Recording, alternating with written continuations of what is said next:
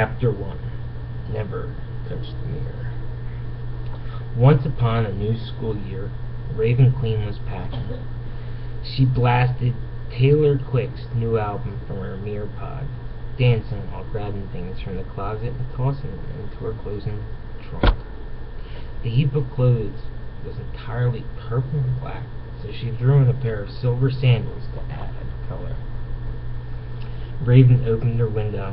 The sun was setting into the copper sea. The last page of summer was closing. "Hey, Oogla!" she called out as she hefted her trunk onto the windowsill of her 4-story castle. She let the trunk fall. In the courtyard below, the family org caught it with one blue hand and waved to her, and she waved back.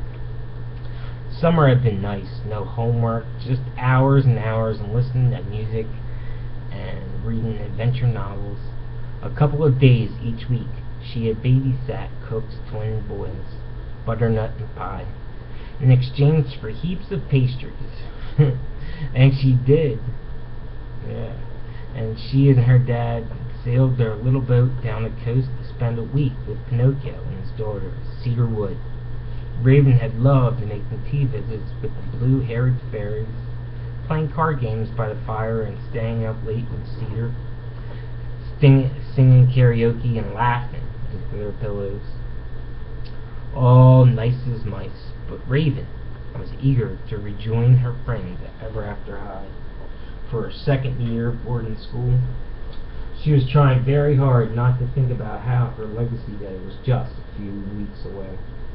Ever since witnessing Legacy Day as a first year, she'd done her best to block it out. Back then, the future had seemed so distant. A foghorn bellowed, calling her to dinner. Raven put on a sweater as she left her room. Queen Castle was chilly. There were far too many unoccupied rooms to bother lighting fires and all their hearths.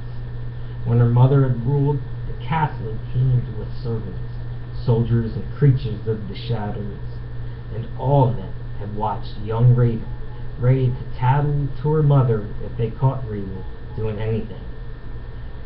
"Raven," her mother would say, "Yop the goblin heard you apologize to a rat for stepping on its tail. Such behavior must stop." "But I didn't mean to step on its tail," she'd said. "Not that. The apologies. The evil queen never apologizes for anything. You must learn that now." Raven preferred the castle mostly empty. She made her way through the massive great hall, feeling as if she'd been swallowed by a whale. She stuck out her tongue at the shadows and slid down the banister of the staircase as she used to when she was a kid. She flung open the huge dining room doors and announced, "I'm here." Years ago, her mother hosted hundreds of guests at the dinner table. Tonight, as usual, the only dinners were Raven, her father, Cook, and all Cook's 4-year-old sons. "Raven," Butternut and Pie said in unison. They had hair as orange as Butternut's namesake, and faces as round as Pie's. "Hey, little cooklings," she said. "I made this for you," said Pie, pushing a piece of paper across the table. Raven held up a finger painting of herself, done in all black and purple. "Wicked cool, thank you," she said. Raven's father, the good king, kissed her forehead when she sat beside him. His trimmed beard was beginning to gray, and at the top of his head was totally bald, as if his hair had made room for the golden crown he was rarely bothered to wear. His eyes were bright blue and brightened even more when he smiled, which was often. "All packed?" he asked. "Don't forget a warm coat, and the rain boots, and an enchanted umbrella." "Well, I got it," said Raven. "And don't you stay cooped up in here all alone without me. Cook, make sure he gets outside. Go sailing, fishing." "Of course. Now dinner." "I made roast duck," Cook said hopefully, lifting the platter. I'll just have a Princess Pea Butter sandwich, please, Raven said, while playing peekaboo behind her napkin with Butternut. Cook rolled her eyes but handed Raven her usual sandwich. Ah, thank you, Raven said, and then winced automatically. But her mother wasn't there to scold her for being nice. Her father must have noticed her wince, because he put a comforting hand on her shoulder and smiled. Ah, my meat is cold, said Butternut. I can warm it up for you, Raven said, wiggling her finger as if preparing to cast a spell. No, both Cook and the King said at once, lunging to their feet. Raven laughed. Oh my, you had me for a minute. The King pressed his hand to his heart and sat back down. A couple of years before, Raven had tried to reheat her father's meal and ended up setting the entire table on fire. She wouldn't make that mistake again. Dark magic, good intentions, catastrophe. After the plum pudding, the good King said, Cook, thank you so much for this perfect dinner. Raven, would you? He inclined his head toward the door. Raven's stomach turned cold, but she followed him out. Once they were alone in the hall, he whispered, It's time, Raven. If you'd rather not... No, I'll go talk to her. I'll go with you, he said. Raven shook her head. She was 15 now. She was old enough to face her mother alone.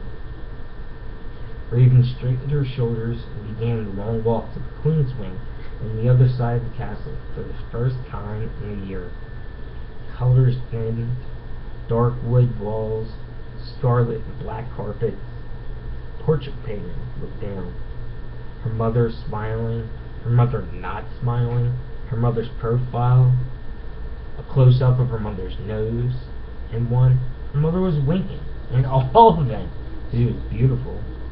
Monstrous statues seemed to watch Raven as she passed. Drapes rustled where there was no draft. Raven's forehead prickled with cold sweat. 2 guards in shiny armor stood outside her mother's old bedroom, wielding spiky spears and magic staffs. They nodded to her as she opened the door. Remember, never touch the mirror. I remember, she said. The room was so thick with cobwebs it seemed as if skeletons had decorated her party. Raven fought her way through the webs to the far wall and ripped the velvet cloth off the mirror. She saw her own reflection, standing back. Long black hair with purple highlights and dark eyebrows. Strong nose and chin. It was strong to see her own face. It was strange to see her own face. She usually avoided looking at herself in mirrors. Mirror gazing had been her mother's hobby. Mirror, mirror on the wall, she said. Show me my mother. The mirror didn't require a rhyme to work. Rhyming was so last chapter. The mirror sparkled, electricity skating across the silver surface. Slowly her mother appeared. She was wearing a straight jumpsuit. Her dark hair was piled on her head in the shape of a crown. Raven, is that you? You're beautiful. The evil queen laughed. You're going to give that fair-skinned, blood-lipped brat a run for her money. Raven pulled her out from behind her ear, letting it fall over half of her face. Hey, Mom. How's like near prison? Ah, the evil queen said with a pretty shrug. Tell me all the gossip. What's happening in Never After? Did they figure out how to undo my poisoning of Wonderland madness yet? Has someone else copied me and tried to take over all of the kingdoms? Is your father still a mind-numbing excuse for a man? Raven clenched her fist. Don't make fun of Dad. She wanted to shout, but she met those dark eyes in the mirror, took a deep breath, and looked down. Even with her mother in prison far away, she didn't dare argue back.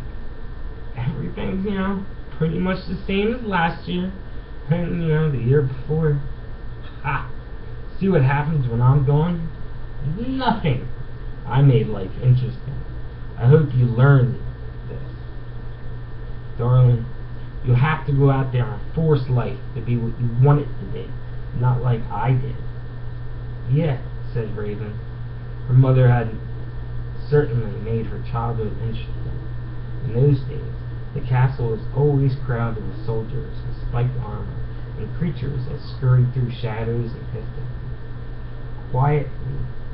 Quality time with Mother had included sitting on her lap while the Queen met with her generals and hatched plots to kill, conquer, and rule, or spending hours in the dungeon workshop, coughing on smoke and helping Mother make toxic potions and evil spells. So, are you ready for legacy year? Asked the Queen. Ready to sign the storybook of legends and find yourself to following in my footsteps forever? Raven shrugged. You should be eager to become the next evil queen. Why, your legacy is one of power, control, and command. Just think, you could have been born to one of those pathetic princesses, or have to sit in a tower and wait to be rescued. Or worse, get suckered into eating a poisoned apple. That bitch Snow. The Queen cackled beautifully. If ever a cackle could bring a tear to your eye, it was from the evil Queen. I guess I just... What? Don't mumble, stop slouching, and speak up like a queen. Now, what were you saying? Raven straightened her spine. Nothing. Never mind. Ah! Don't be so timid, Raven. This is your chance to show those dull-ass bitches what you're made of. Okay, well, I'll try. And, as a show of effort, she cracked a small smile. I am so proud of you. Oh, I miss you, my beautiful baby girl. Her mother lifted her hand, pressing it against the mirror, as if she were just on the other side of the window. Oh, let me touch you, if only through the glass. Raven's hand lifted, almost as if at its own accord. Her mother really did love her in her own way. Hope was like a sticky, too sweet syrup she yearned to drink just one more time. But Raven stopped her hand before she touched the mirror. This wasn't the actual mirror prison. No. That was far away and locked up tight. But her mother was such a powerful sorceress, she might be able to take Raven's hand even now through a viewing portal. I love you, Mother, said Raven. But I'm not helping you escape. The Queen's eyes narrowed and her hands dropped. Ha! If you were as evil as I raised you to be, you wouldn't hesitate. I must say, Raven Queen, I am so disappointed in you. Never mind. I will watch interest to see you accomplish nothing. You have inherited a bottomless capacity for true evil and breathtaking power. Don't waste it. She leaned so close, all Raven could see in the mirror were her mother's deep purple eyes. Give 'em hex, Raven. Give 'em hex. Raven swallowed. All she wanted was to run away. Their time ended and the mirror turned off. Instead of her mother's face, Raven saw her own light once again. It was remarkable, really, how much they looked alike. Chapter 1. See you, Sarah.